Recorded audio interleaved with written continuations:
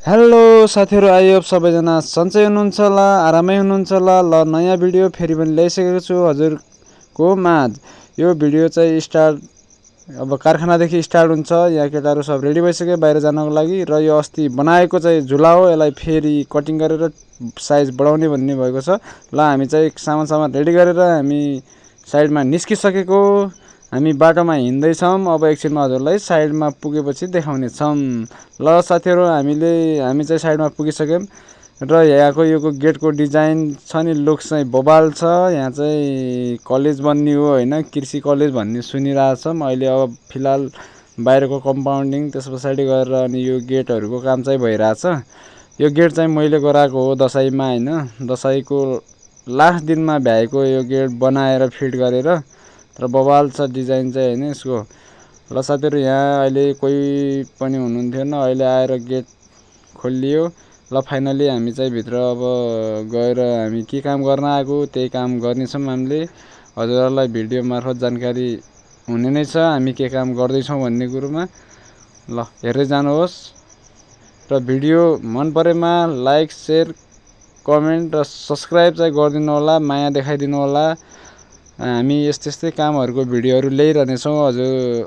हजुरहरूले हेर्न सक्नुहुन्छ। कोही अब प्रासो डेकोरेसनको कामहरू पनि हुन्छ त्यो होइन, अब घरको त्यो हुन्छ नि फलाम आइटम जतिको, र अरू पनि हुन्छ जिप्सन लगाउने काम हुन्छ। अब साथीहरु, अब यस पछाडि यहाँ चाहिँ बन्ने छ नयाँ बिल्डिङ होइन। यो जो माथितिर माटो फालेको छ नि, यो पोलहरू भएको ठाउँमा, यो पोल चाहिँ हामीले अहिले एकछिनमा काट्छौँ, पछि काटिदिनु भन्नुभएको छ, काट्छौँ। र त्यो माटो फालेकोमा गएर याल आकारमा चाहिँ भवन बन्ने हो यहाँसम्म। ल साथीहरु, फाइनली चाहिँ सामान हामीले ल्याइसकेका छौँ। अब यो सामानहरू निकालेर अब यो ग्रिल हो होइन, ग्रिलको बुट्टा हेर्न सक्नुहुन्छ कस्तो छ डिजाइन होइन। यो डिजाइन चाहिँ हाम्रोमा चलिराखेको छ, अरूले गराउनुहुन्छ हुन्न, तर मैले चाहिँ गराउँछु होइन। मैले अरू हाम्रो कारखानामा केटाहरूले गराउँछन् होइन।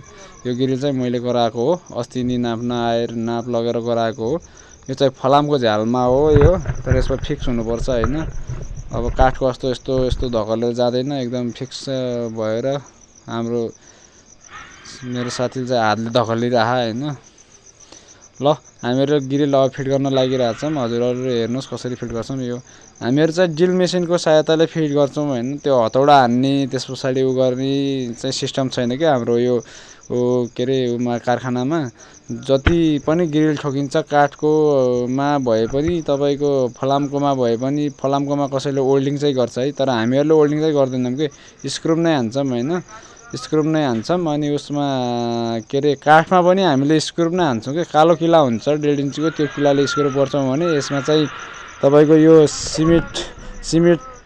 सिमेन्ट बोर्डमा लाग्ने किला हुन्छ कि स्क्रुप किला, प्लस किला, त्यो नै युज गर्छौँ। ल लगभग अब हामीले ग्रिल चाहिँ मैले हानेर, अब यो चाहिँ मेरो भाइ चाहिँ जोरबहादुरलाई हान्न दिइरहेको छु, किनकि अब उसले पनि काम गरोस् नि, मैले मात्रै कति गरिरहने होइन। त्यही भएर उसलाई पनि काममा यसो हल्का सहयोग। अब ग्रिलहरू सब फसाइसक्यो, त्यस पछाडि यसलाई हान्न पठाएको। ल साथीहरु, ल फाइनली भ्याइसक्यो होइन ग्रिल। अब हामीहरू चाहिँ अब निस्किन्छौँ होला यहाँदेखि।